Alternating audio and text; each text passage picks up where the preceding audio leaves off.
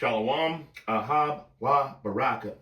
First and foremost, I want to give all praise, honor, and glory to Yahweh, Bahashem, Yahweh Shai, Waharakah Kodash, and double honors to the elder apostles, the prophets, and the teachers over at GMS that have been bringing out this 100% truth for the last 30 plus years. So, I put up with just a short video saying that this war seemed kind of like staged. Let's just say that it seems a little bit staged and choreographed. And why do I say that? It's because they're really fighting, but they're telling you one reason, but they're doing it for another.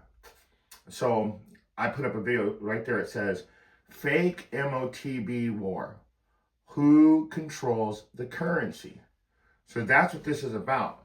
Now, I'm going to prove what I was talking about in that short. I said that something was wrong. The way they're shooting off missiles, it seems like every time something hits Israel, it seemed like it was like really small. Really small. And so, and they're not showing us what's happening in Iran, really. And then Iran's giving reports of what they've done. That's so weird that Iran's going to report on the damage that they've done, but America reports nothing. So everything just doesn't seem right. But this war is to control the currency. So there is a fight against Iran in Babylon versus Iran. But this is what I'm talking about. If I'm wrong, then somebody explain this to me right here.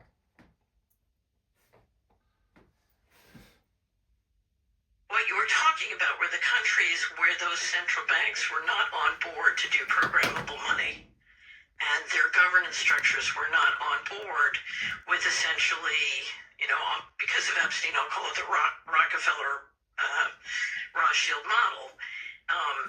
There was an effort to say, okay, we're going to basically assert control of the central banks in those countries. That's my interpretation. And I think one of the reasons we're seeing so much tension around Iran is because Iran right now... Let's start from the beginning. It seemed like it started. And also, this video is Arrows of Indignation. Listen up, the answer on why Babylon bombed Iran. So why did Babylon bomb Iran? Here's the real reason. It wasn't because of those little firecrackers in Tel Aviv. 9/11, and when Wesley Clark said we're gonna invade 7 countries in 5 years, what you were talking about were the countries where those central banks were not on board to do programmable money. And their governance structures were not on board with essentially, because of Epstein, I'll call it the Rockefeller Rothschild model. There was an effort to say, okay, we're going to basically assert control of the central banks in those countries. That's my interpretation. And I think one of the reasons we're seeing so much tension around Iran is because Iran right now is the big leakage in the system. How? So it's not about their nukes? No. So, Iran's central bank counts. One of the reasons it counts is because their oil and energy is very important, including for China. Yeah. And that's very important in the BRICS system. What the BRICS system is trying to do is to create independent payment systems. But if you're going to come out with programmable money, with digital IDs that are interoperable globally, and programmable money that controls in each jurisdiction centrally, you can't afford leakage. And so you've got way too much leakage in the system to proceed with what they're trying to do. And Iran and the BRIC nations are a sticking point. And certainly Iran's oil, feeding China gives China greater independence.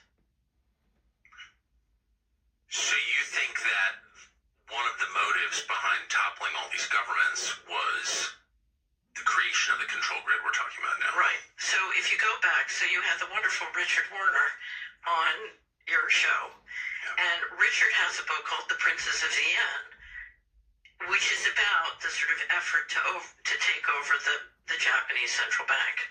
And I think what you're looking at, I think part of the state of play with both Russia and Iran is how are you going to make sure that those central banks are entirely in the system? So I came back to see him a few weeks later, And by that time, we were bombing in Afghanistan. I said, are we still going to war with Iraq? And he said, oh, it's worse than that. He said, he reached over on his desk, he picked up a piece of paper. He said, I just got this down from upstairs, meaning the Secretary of Defense office today. And he said, this is a memo that describes how we're going to take out 7 countries in 5 years, starting with Iraq and then Syria, Lebanon, Libya, Somalia, Sudan, and finishing off Iran. I said, is it classified? He said, yes, sir. I said, well, don't show it to me. And I saw him a year or so ago, and I said, you remember that? He said, sorry, I didn't show you that memo. I didn't show it to you. Sorry, what did you say his name was? Then Syria and Lebanon, then Libya, then Somalia and Sudan, and then back to Iran. Revelation chapter 12, verse 12. Therefore rejoice, ye heavens, and ye that dwell in them. Woe to the inhabitants of the earth and of the sea, and of the sea, for the devil is come down unto you, having great wrath, because he knoweth that he hath but a short time. Did you see that? They know they're running out of time. They're doing everything they can to get to this MOTB. That's why I was telling you guys, this war isn't what you guys think it is. They're literally trying this. Iran is the last key to the puzzle, I guess, the last piece to the puzzle, Salakia, to bring everything together. So,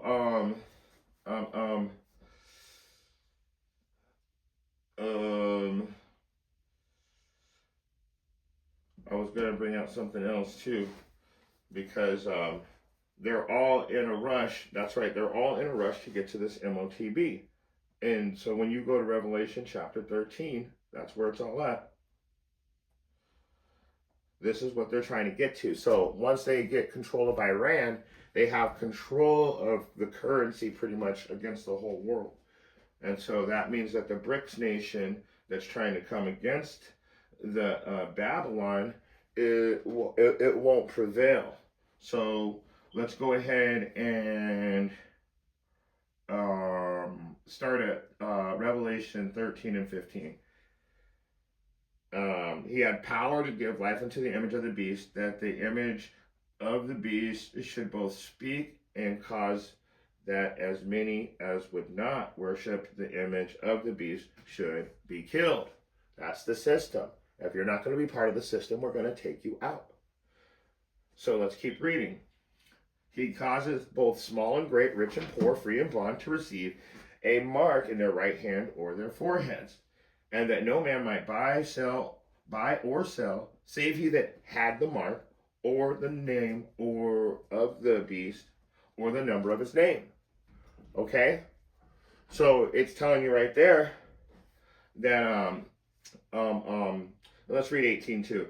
Here is wisdom. Let them that have understanding count the number of the beast, for the number of a man, and his number is 666, which is 666.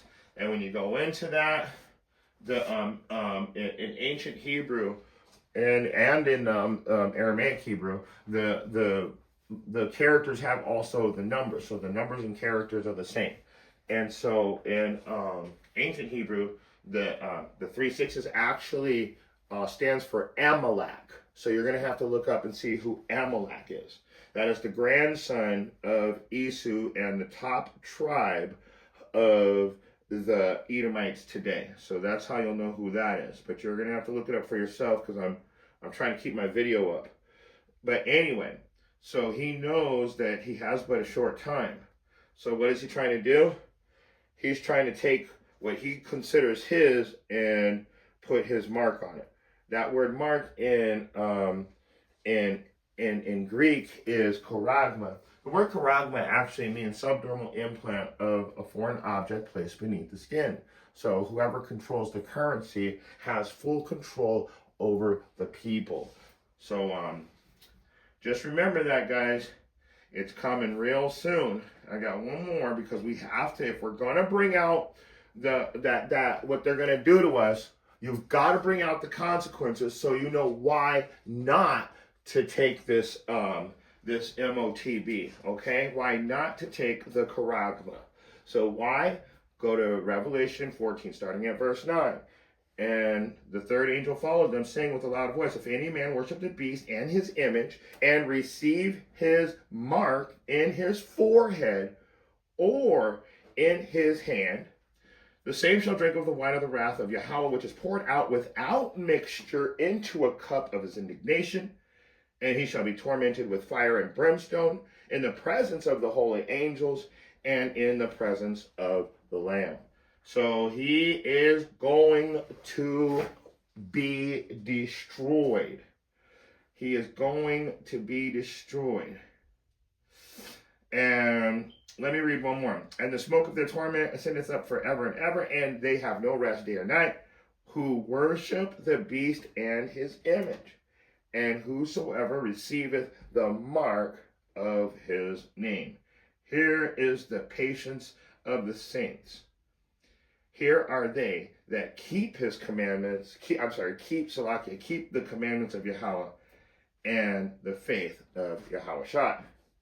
So we're going to patiently and faithfully wait on Yahweh Bahashim Yahweh to come and save us. We're not going to be fooled by these fake wars, and that's why I said it's fake. They're really fighting. Don't get me wrong. They're really fighting, and they're really shooting missiles and everything, but they're not, they're doing certain things so we can see these little battles in Israel going, oh no, Israel, but they're not even trying to show you what kind of damage that they're doing in Iran. And with that being said, you got, let me just get it. Revelation, I always want to close out with this because we all got to remember we've got to keep ourselves grounded in these last days. So I always bring out that same scripture, Revelation 22, and let's start at 7. Behold, I come quickly. Blessed is he that keepeth the sayings of the prophecy of this book. Blessed are the people that the Most High put the Spirit on to follow the instructions. That's the only people that are coming back to the truth. And that's a whole different art or class for a different day. But everybody says, oh, well, I can be saved. Well, you got to follow the instructions, and you immediately go against the Israelites when you do so. So no, you're not, you weren't chosen to follow instructions. So verse 12, and behold, I come quickly, and my reward is with me to give every man according as his work shall be. So remember that.